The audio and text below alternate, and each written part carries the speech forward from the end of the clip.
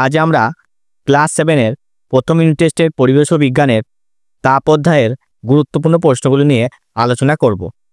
তোমরা প্রথম থেকে শেষ পর্যন্ত ভিডিওটি দেখো। কোনো অসুবিধা হলে তোমরা আমাকে কমেন্টে জানাবে। 1 নাম্বার, তাপ কাকে বলে, এর এসআই একক কী? তাপ এক প্রকার শক্তি যা গ্রহণে বস্তু গরম হয় ও বর্জনে বস্তু ঠান্ডা হয়। সিজিএস পদ্ধতিতে একক হচ্ছে ক্যালোরি, এসআই পদ্ধতিতে একক হচ্ছে জুল। তাপ কাকে বলে? প্রমাণ চাপে একক ভরে কোনো পদার্থের উষ্ণতা পরিবর্তন না করে শুধুমাত্র পদার্থটির অবস্থা পরিবর্তন করতে যে পরিমাণ তাপ প্রয়োগ বা নিষ্কাশন করতে হয় সেই পরিমাণ তাপকে ওই পদার্থের তাপ বলা হয়। বরফ গলনে লীন তাপ 80 ক্যালোরি পার গ্রাম বলতে কী বোঝো? প্রমাণ বায়ুমণ্ডলীয় চাপে 0 ডিগ্রি উষ্ণতায় 1 গ্রাম বরফকে 0 ডিগ্রি সেন্টিগ্রেড উষ্ণতার 1 গ্রাম জলে পরিণত করতে 80 ক্যালোরি তাপ প্রয়োগ করতে হবে। গলন কাকে বলে? তাপ প্রয়োগে কঠিন পদার্থের তরলে পরিণত হওয়ার ঘটনাকে গলন বলা হয়। ঘনীভবন কাকে বলে? বাষ্প থেকে তরল অবস্থায় রূপান্তরিত হওয়ার ঘটনাকে ঘনীভবন বলে, যেমন জলীয় বাষ্প থেকে জলে পরিণত হওয়া। কঠিনীভবন কাকে বলে? তাপ নিষ্কাশনের ফলে তরল পদার্থের কঠিনে পরিণত হওয়ার ঘটনাকে কঠিনীভবন বলে। জলের বাষ্পীভবন 547 ক্যালোরি পার গ্রাম বলতে কী বোঝো? স্টিমে লীন তাপ 537 ক্যালোরি পার গ্রাম বলতে বোঝায় প্রমাণ বায়ুমণ্ডলীয় চাপে 100 ডিগ্রি উষ্ণতায় 1 গ্রাম জলকে একই উষ্ণতায় 1 গ্রাম বাষ্পে রূপান্তরিত করতে 537 ক্যালোরি তাপ প্রয়োগ করতে হবে। 40 ডিগ্রি সেন্টিগ্রেড ইকুয়াল টু কত ফারেনহাইট? তা আমরা কি জানি? C/5 equal to F-32/9। তাহলে এখানে সি এর মান কত বলেছে? 40 ডিগ্রি। অতএব সি এর জায়গায় আমরা কি বসাবো? 40 বসাবো। তাহলে 40/5 ইকুয়াল টু F-32/9। অতএব 40কে 5 দিয়ে ভাগ করলে 8 ইকুয়াল টু F-32/9। অতএব কোনাকুনি যদি গুণ করি তাহলে F-32 সমান 9 8 72। অতএব F ইকুয়াল টু 72 + 32 সমান হচ্ছে 104। সেলসিয়াস স্কেলে ঊর্ধ্ব ও নিম্ন স্থিরাঙ্ক কত? ঊর্ধ্ব স্থিরাঙ্ক হচ্ছে 100 ডিগ্রি সেন্টিগ্রেড আর নিম্ন স্থিরাঙ্ক হচ্ছে 0 ডিগ্রি সেন্টিগ্রেড। ফারেনহাইট স্কেলে ঊর্ধ্ব স্থিরাঙ্ক ও নিম্ন স্থিরাঙ্ক কত? ঊর্ধ্ব স্থিরাঙ্ক হচ্ছে 212 ডিগ্রি ফারেনহাইট আর নিম্ন স্থিরাঙ্ক হচ্ছে 32 ডিগ্রি ফারেনহাইট।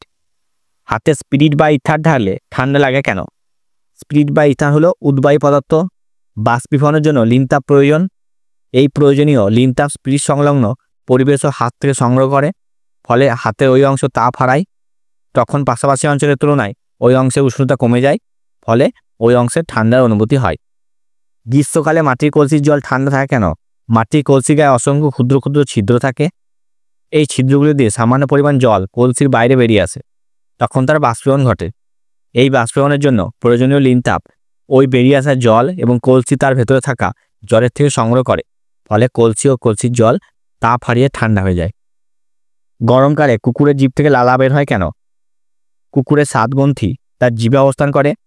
শারীরিক পরিশ্রম হলে বা দৌড়ালে কুকুরের দেহে অতিরিক্ত জলীয় পদার্থ উৎপন্ন হয়, তাই ঘেমে গেলে কুকুর জিভ থেকে লালা নিঃসরণের মাধ্যমে দেহে অতিরিক্ত জল পরিবেশে ত্যাগ করে। এই জল বাষ্পীভবনের জন্য প্রয়োজনীয় লীন তাপ বেশিরভাগ অংশই কুকুর তার জিভ থেকে সংগ্রহ করে, ফলে কুকুরের দেহ তাপ হারিয়ে ঠান্ডা হয়। 14 নাম্বার, 0 ডিগ্রি উষ্ণতার জলের চেয়ে 0 ডিগ্রি সেন্টিগ্রেড উষ্ণতার বরফ ঠান্ডা কেন?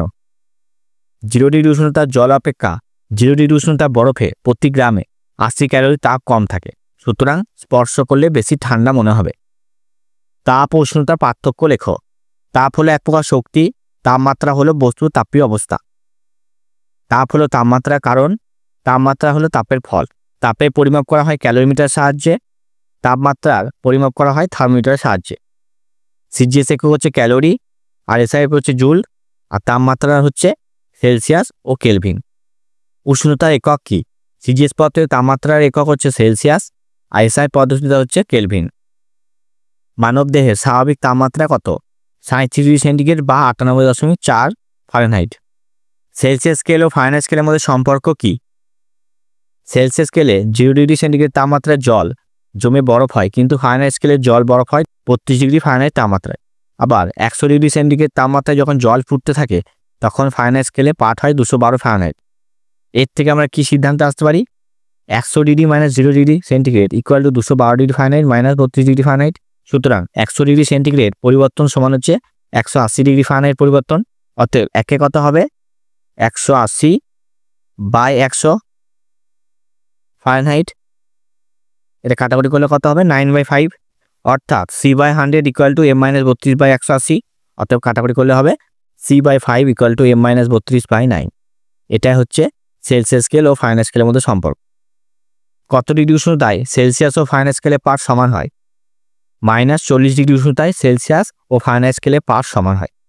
20 নাম্বার, থার্মোমিটারে পারদ ব্যবহারের দুটি অসুবিধা লেখো। খুব বেশি 357 ডিগ্রি সেন্টিগ্রেডের অধিক এবং খুব কম -39 ডিগ্রি সেন্টিগ্রেড উষ্ণতা এই থার্মোমিটারের সাহায্যে মাপা যায় না। পারদের ঘনত্ব খুব বেশি হয় খারাপভাবে ধরা থার্মোমিটারে দীর্ঘ পারদসূত্রের চাপের প্রভাবে পারদসূত্রের দৈর্ঘ্য আকারে বিকৃত হয়ে যেতে পারে। 21 নাম্বার, কোনো বস্তু দ্বারা গৃহীত বা বর্জিত তাপের পরিমাণ কোন কোন বিষয়ের উপর নির্ভর করে? বস্তুর ভর, বস্তুর উষ্ণতা, বস্তুর উপাদানের উপর। 0 ডিগ্রি সেন্টিগ্রেড ও 0 ডিগ্রি ফারেনহাইটের মধ্যে কোনটি কম? 0 ডিগ্রি ফারেনহাইট কম। 23 নাম্বার, নির্দিষ্ট গলনাঙ্ক নয় এমন দুটি পদার্থের নাম লেখো। মোম আর কাঁচ। ফুটন্ত জল ও 100 ডিগ্রি উষ্ণতা স্টিমের বাষ্পের মধ্যে কোনটিতে হাত বেশি পড়বে? ফুটন্ত জল ও স্টিমের উভয় উষ্ণতা 100 ডিগ্রি সেন্টিগ্রেড হলেও জল অপেক্ষা স্টিমের প্রতি গ্রামে 537 ক্যালোরি তাপ বেশি থাকে, সুতরাং 537 স্টিমে হাত বেশি পড়বে। আজ এখানে শেষ করলাম, দেখা হচ্ছে পরবর্তী ভিডিওতে।